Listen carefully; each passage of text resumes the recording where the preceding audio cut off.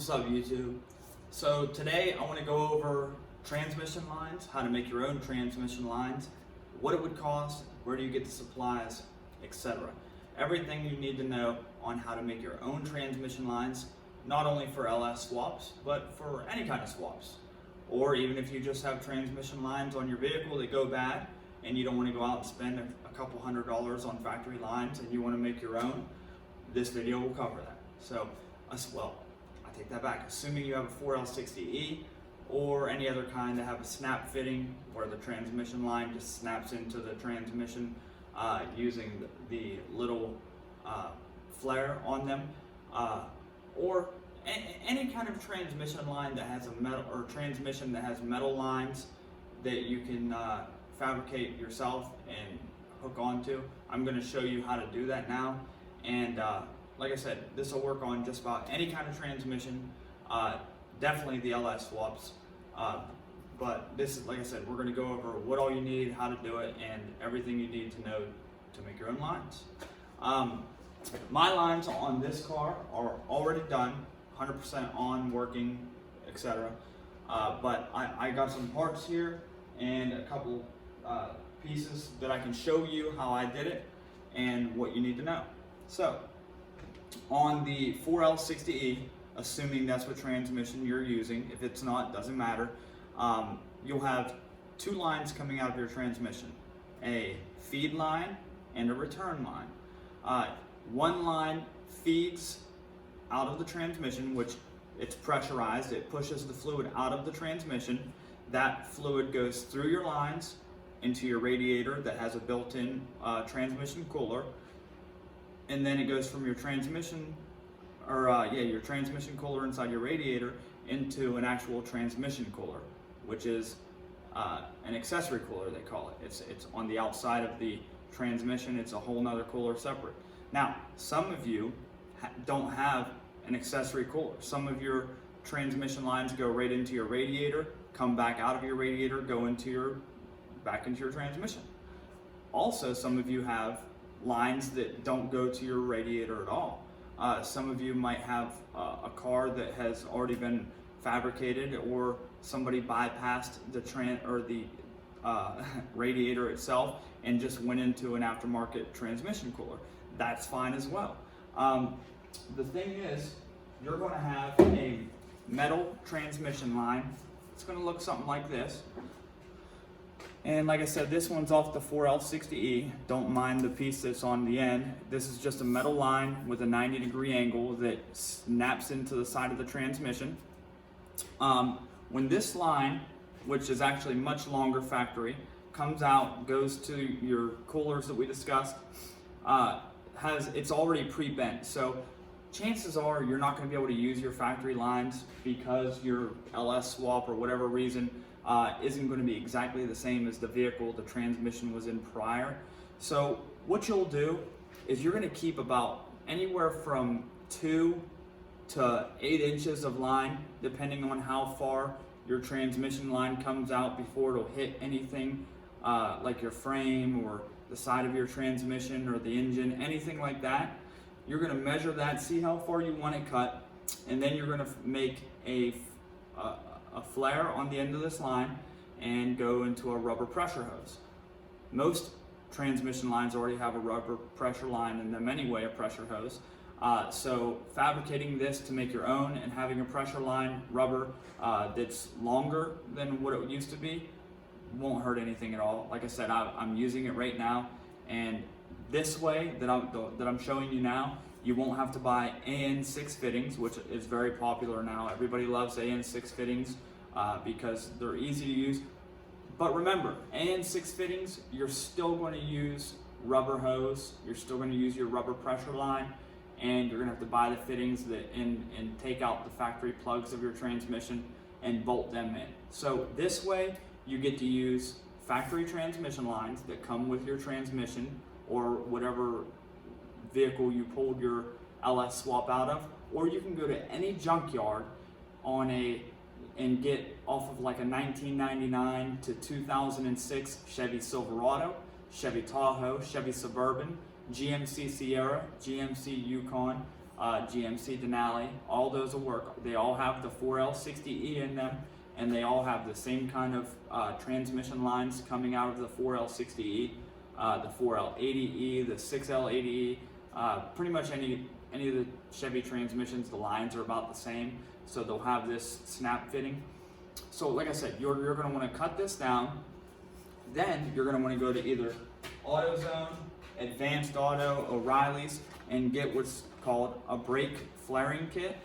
And the reason you're going to get this brake flare kit is because the metal line, the transmission lines that you're going to be cutting, they're smooth, and when you put a rubber line on these and clamp them down, there's nothing really for the line to grab a hold of, and with the amount of pressure that's coming through these lines, you don't want it to blow the hose back off of the line. So what I do, and what I already did on mine, I go and I went and I bought the brake flaring kit from AutoZone, and the one piece, like, it comes like this, and it's labeled for different sizes: 1/2 inch, 3/8, 5/16, quarter, and 3/16 line.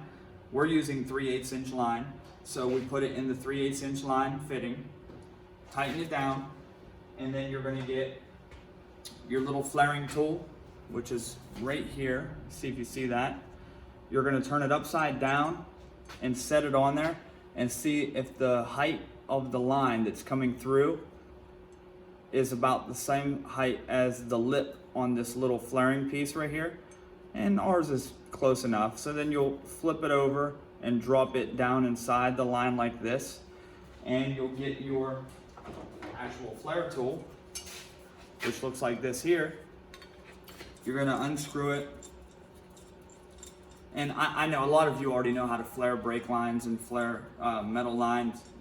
If you do, skip forward in the video. I'm not going to have you sit here and watch me do something that you already know how to do.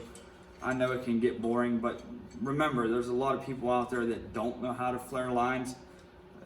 There was a long time that I didn't know. I just went out and bought brake lines that were the right length and had the right fittings on them and screwed them in. There were years that I didn't make my own brake lines or transmission lines, power steering lines, so it wouldn't surprise me at all if there were a lot of people that didn't know how to make their own lines. But you'll take the flaring tool, put it right on top of that little piece that we got down inside there, like this. You'll screw it to where it's about tight, screw the top in. And on this one specifically, it takes a 13 millimeter, and I'm going to tighten it down. And as I tighten it, that little flare, the fitting, is going to crush the line. Now this one, I actually lost the 3/8 inch line flare fitting, so this one's a little bit smaller, but I'm just doing this for demonstration purposes only, and I'm throwing this piece of line away anyway. But yeah, you'll put it in there, you'll crush it down, and what it'll do is it'll put a little round flare on the line to where whenever you put your rubber hose over top of it, it will have something to catch on whenever you put your clamp on. So doing it this way, it's a little bit harder than just cutting it and clamping a line on, but you're going to save yourself a lot of headache. And if you're doing performance modifications, or you're going to run your car hard, you're going to want some clamps and a couple flares on there to hold it down, because with as much pressure goes through your transmission, especially like I said, if you're running it hard, it's going to blow that line off. So I just barely flared this one. You can see where it crushed it around the edge right here, and then it made it bubble out just a little bit. You can see, like I said, I lost the original piece, so I'm just showing you with another one, but you see where it flared it out. And then what you want to do is we're going to make believe that this is the right length of transmission line that I need. Total, I needed 10 foot of transmission line, the pressure line from AutoZone. Then you'll take the rubber hose, the rubber transmission line, and slide it over top of that flare. It's going to be a little tight getting it over that hump that you just put in there. So once you get it over there, it's going to look like this, and you'll be able to actually see the flare in there where it's at. And then you want to put your clamp wherever my clamp is, here it is, right over top of that, right before the flare, and clamp that down nice and tight. We'll imagine that I just clamped that down. So that's how it's going to come out of the transmission, and then this line is going to go all the way to the fittings, assuming you cut the other fittings, the other ends of these lines, they go into the radiator, or if you want to bypass the radiator, which that's what I did, and just went to an auxiliary cooler, which is just a transmission cooler, we'll imagine that this is your transmission cooler. Boom. So your line coming out of your transmission that you made the flare on will come out of your transmission, your fluid will go through the line. It'll then go into your transmission cooler. This is a power steering cooler. Same thing, does the same thing. You'll put this end on, clamp it down, the fluid will go through, get cool, then go back, feed through the return line, and go back into the transmission, where you'll have a second metal line like this that you're gonna flare, put your hose on, and clamp it down. So, like I said, you're gonna have your fluid coming through the metal line into your rubber pressure line, into your cooler or radiator, whichever setup you have or whichever way you wanna do it, and then return back into your transmission. Total, with 10 foot of line, clamps, and everything that I needed besides the flaring kit, I already had that tool. In parts to do the job, it was right around $20. Let's just say $24, in case I paid a little extra for the clamps. But so if you don't already have a flaring kit, they're either $19.99 or $29.99. And if you don't have one, my God, is it a great investment. I mean, I put all new brake lines on this car, front to back, top to bottom, power steering lines. I have used my flaring kit 1,000 times. It saved me countless amount of money. And when you have a flaring kit, you can just go to any auto parts store and get a roll of brake line, power steering line, whatever you want. This is 1/4-inch brake line. As you can see, it's copper. Copper doesn't rust. I'm in Ohio. Everything rusts in Ohio. Even stainless steel fuel lines rust out up here. I mean, everything rusts. So I wanted copper, and having that flare tool, I can see how long of a brake line or whatever line I needs to be exactly, cut it off, flare the ends with the fittings on them, screw them in, good to go. So with that being said, I'm going to now show you the car where I got my transmission lines already on, how I ran them from the transmission to my transmission cooler, and then back to the transmission. That way you'll see firsthand what it looks like after it's done.